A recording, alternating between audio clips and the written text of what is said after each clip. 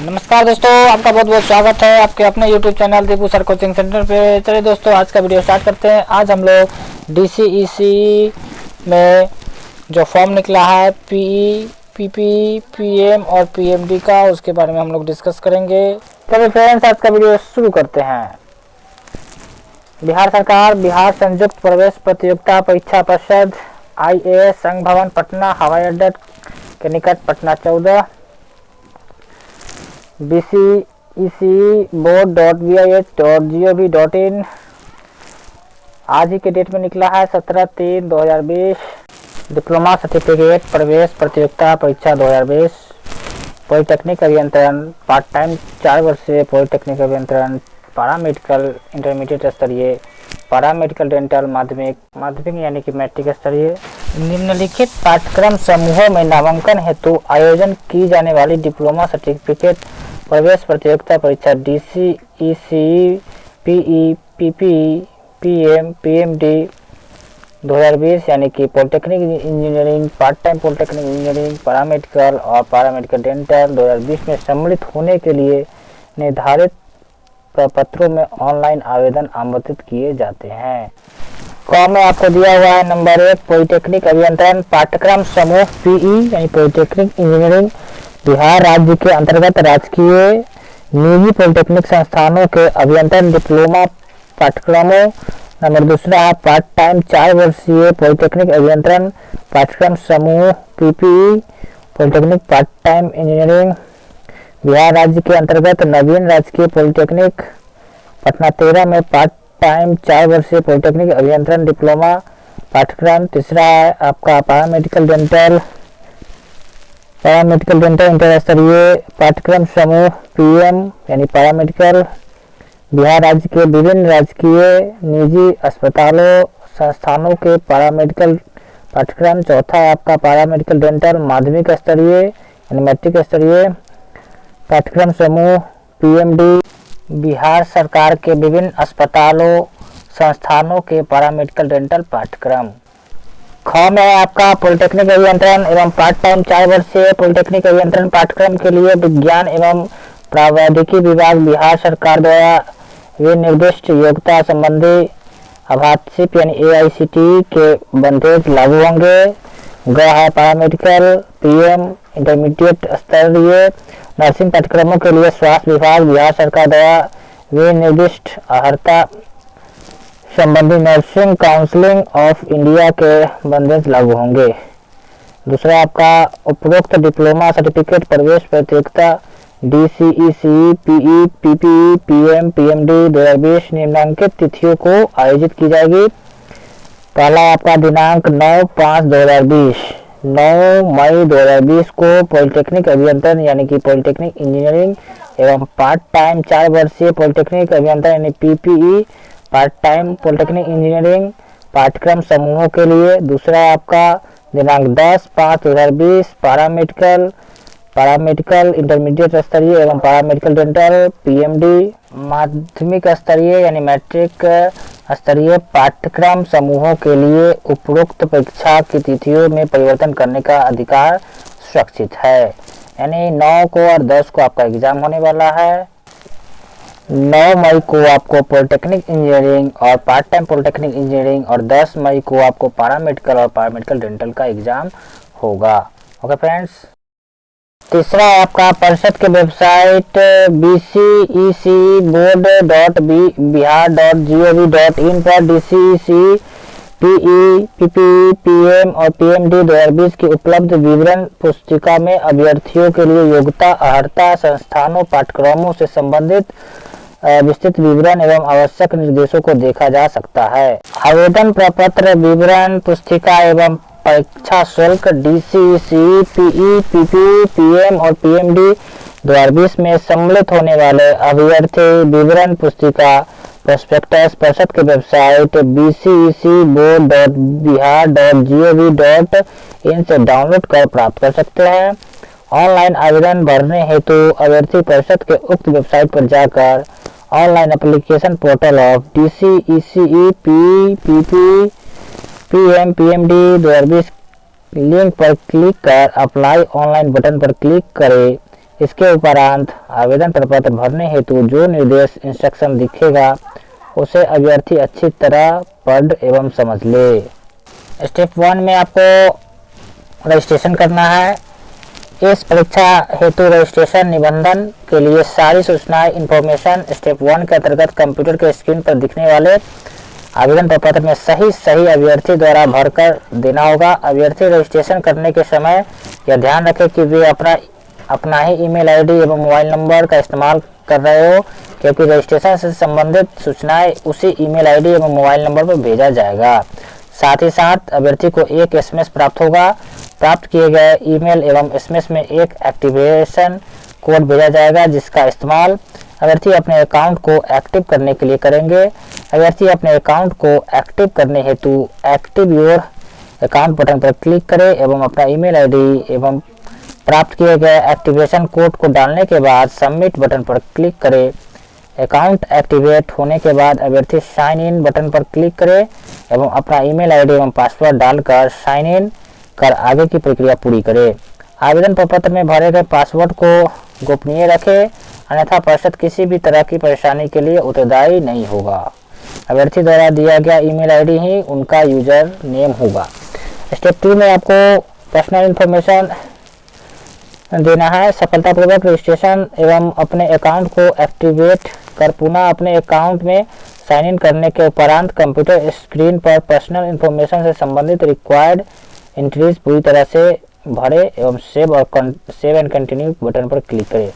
यहाँ पे आपको पर्सनल इंफॉर्मेशन आपको फिलअप करना है। तीसरा आपका step 3 upload photo and signature. इसमें आपको अपना फोटो और सिग्नेचर को अपलोड करना है।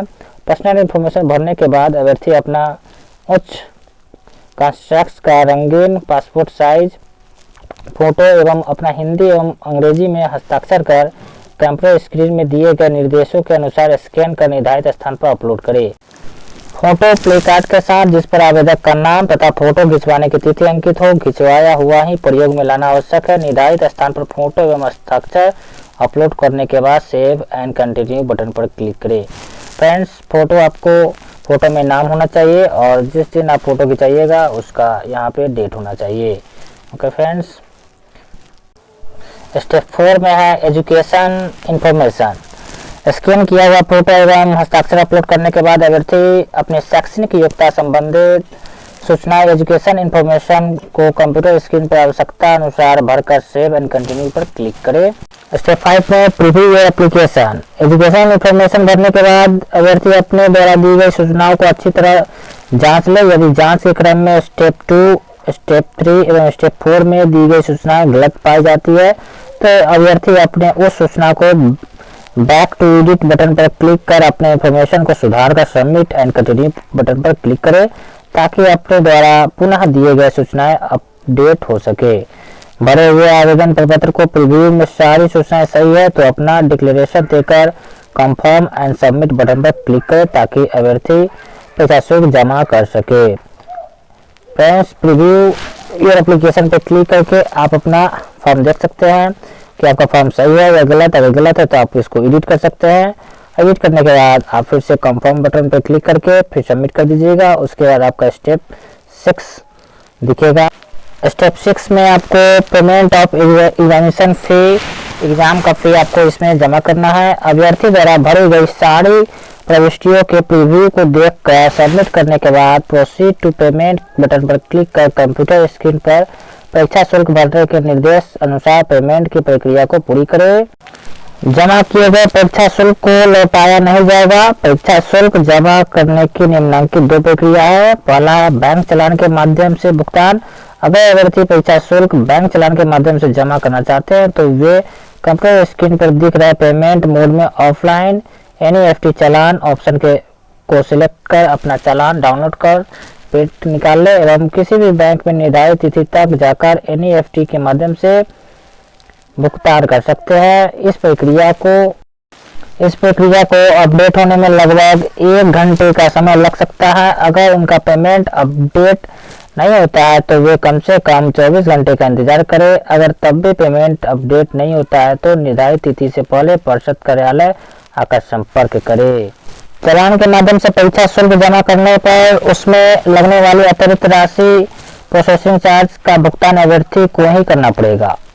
बी में आपका ऑनलाइन पेमेंट, आप ऑफलाइन पेमेंट भी कर सकते हैं और ऑनलाइन पेमेंट भी कर सकते हैं।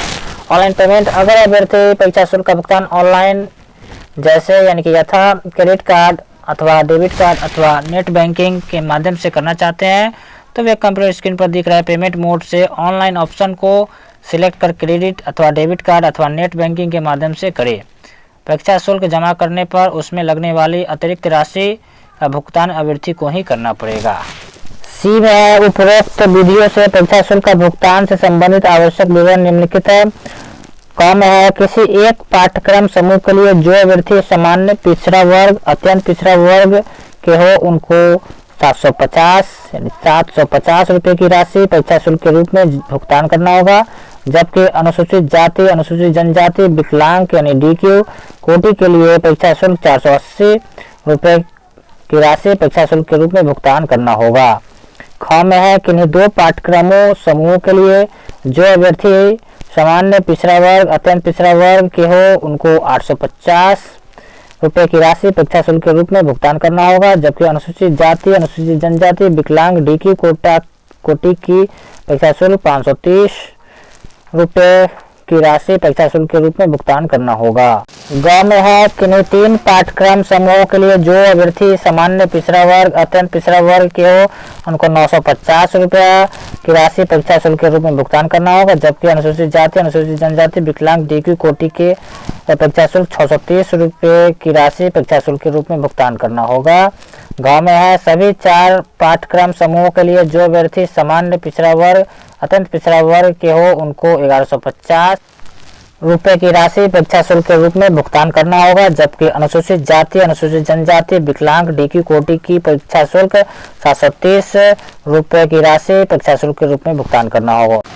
यानी फ्रेंड्स, जो विद्यार्थी सामान्य पिछड़ा वर्ग अत्यंत पिछड़ा वर्ग के हैं वो अगर एक पाठ्यक्रम के लिए अप्लाई करते हैं तो उसको 750, अगर दो पाठ्यक्रम के लिए अप्लाई करते हैं तो 850, अगर तीन पाठ्यक्रम के लिए अप्लाई करते हैं तो 950, अगर चारों पाठ्यक्रम के लिए अप्लाई करते हैं तो 1150। वही अगर अनुसूचित जाति अनुसूचित जनजाति और विकलांग कोटि के अगर छात्र या छात्राएं अप्लाई करते हैं एक पाठ्यक्रम के लिए तो 480, दो पाठ्यक्रम के लिए तो 530, तीन पाठ्यक्रम के लिए तो 630 और चार पाठ्यक्रम के लिए तो 730 रुपये शुल्क परीक्षा शुल्क के रूप में भुगतान करना होगा। नोट ए में है डाउनलोड किए गए आवेदन प्रपत्र की हार्ड कॉपी पार्ट ए और पार्ट बी को परिषद कार्यालय में भेजने की आवश्यकता नहीं है। इस प्रपत्र को काउंसलिंग के समय परिषद को उपलब्ध कराना अनिवार्य होगा, इसलिए अभ्यर्थी इस प्रपत्र को सुरक्षित रख ले। बी में आपका उपलब्ध सारी प्रक्रियाओं को पूरी करने के बाद अंतिम रूप से ऑनलाइन एप्लीकेशन फॉर्म सबमिट करने के बाद एप्लीकेशन फॉर्म में परिवर्तन संशोधन का प्रावधान नहीं है। सी में आपका अभ्यर्थी कृपया नोट कर ले एप्लीकेशन फॉर्म के सबमिशन के बाद इसे न तो विथड्रॉ किया जाएगा न ही जमा किए गए परीक्षा शुल्क को लौटाने का अनुरोध ही स्वीकार किया जाएगा। डी में है आपका इंटरनेट या पोस्टल या बैंकिंग व्यवधान के लिए परिषद उत्तरदायी नहीं होगा, अतः अभ्यर्थी अंतिम तिथियों का इंतजार नहीं करेंगे एवं उसके पूर्व सभी प्रक्रिया पूरी कर लेंगे। 4 में आपका यदि अभ्यर्थी को ऑनलाइन एप्लीकेशन फॉर्म भरने के उपरांत पता चलता है कि आवेदन पत्र भरने में कोई सूचना फोटो हस्ताक्षर अपलोड करने में गलती हुई है तो उसे सुधार करने हेतु एडिट करने का मौका दिनांक 20/4/2020 से दिनांक 23/4/2020 तक दिया जाएगा। दूसरा है आपका ऑनलाइन एप्लीकेशन फॉर्म में सुधार एडिट केवल वैसे अभ्यर्थी ही कर सकेंगे जिन्होंने निर्धारित तिथि तक ऑनलाइन एप्लीकेशन फॉर्म पूर्ण रूप से भरकर सफलतापूर्वक परीक्षा शुल्क जमा कर दिया है। 3 में आपका अभ्यर्थी अपने ऑनलाइन एप्लीकेशन फॉर्म में सुधार यानी एडिट करने हेतु एप्लीकेशन के होम पेज पर जाकर साइन इन बटन को क्लिक कर अपने ईमेल आईडी एवं पासवर्ड को डाले एवं सबमिट बटन पर क्लिक कर अपने अकाउंट में लॉगिन करें एवं आवश्यक सुधार कर सबमिट एंड कंटिन्यू बटन पर क्लिक करें ताकि अपने द्वारा एडिट किए गए एंट्रीज अपडेट हो सके एवं पुनः एडिटेड आवेदन पत्र की हार्ड कॉपी पार्ट ए और पार्ट बी डाउनलोड कर प्रिंट निकाल कर अपने पास सुरक्षित रख सके। इम्पोर्टेंट डेट की बात करें तो ऑनलाइन रजिस्ट्रेशन स्टार्ट डेट 18/3/2020 यानी कल से ही स्टार्ट है इसका ऑनलाइन रजिस्ट्रेशन डेट और ऑनलाइन रजिस्ट्रेशन क्लोजिंग डेट की बात करें तो 17/4/2020 को 11:59 PM में क्लोज हो जाएगा ऑनलाइन रजिस्ट्रेशन डेट। तीसरा है आपका last date of payment through challan after submission of online application form of registered candidate. जो कैंडिडेट रजिस्ट्रेशन कर चुके हैं उनके लिए चालान के द्वारा पेमेंट करने का अंतिम तिथि 18/4/2020 है। Up to banking hours. चौथा आपका last date of payment through net banking debit card credit card after submission of online application form of registered candidate. जो कैंडिडेट रजिस्ट्रेशन कर चुके हैं उनके लिए ऑनलाइन पेमेंट करने की अंतिम तिथि 19/4/2020 11:59 PM तक लास्ट है। तो आप लोग इससे पहले ऑनलाइन एप्लीकेशन जरूर सबमिट कर दे। 5 पॉइंट की बात करें तो online editing of application form. Online edit करने का ऑप्शन आपको 20/4/2020 से 23/4/2020 को मिलेगा।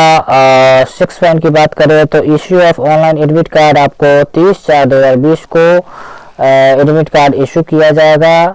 ऑनलाइन एडमिट कार्ड आपको 30/4/2020 को दिया जाएगा। और propose date of examination PE या PPE का एग्जाम आपका 9/5/2020 को शनिवार और PM और PMD का 10/5/2020 रविवार को लिया जाएगा।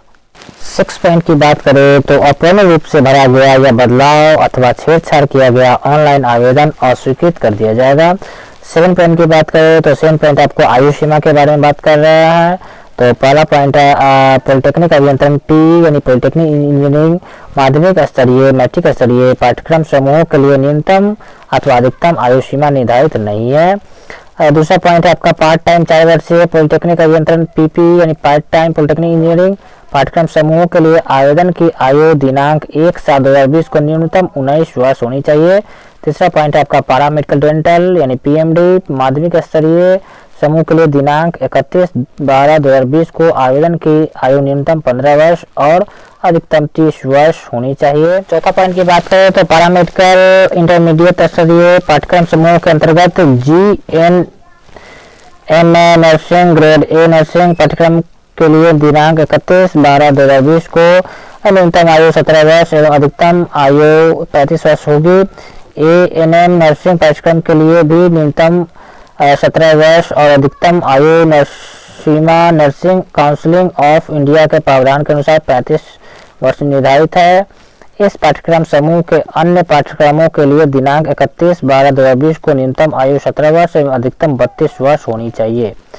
8 पॉइंट की बात करें तो शैक्षणिक तथा आवासीय अर्हता तथा अन्य नियमों शर्तों के लिए इस बिहार संयुक्त प्रवेश प्रतियोगिता परिषद DCECE 2020 की विवरण पुस्तिका की BCECE बोर्ड के वेबसाइट पर उपलब्ध है, को देखिए। ओके फ्रेंड्स, अगर वीडियो पसंद आया हो तो वीडियो को लाइक कीजिए, अपने दोस्तों में शेयर कीजिए और चैनल पर नए हैं तो चैनल को जरूर सब्सक्राइब कीजिए, अपने दोस्तों में जरूर से जरूर शेयर कीजिए ताकि सभी को पता चल सके कि डिप्लोमा का ऑनलाइन एप्लीकेशन फॉर्म आ चुका है।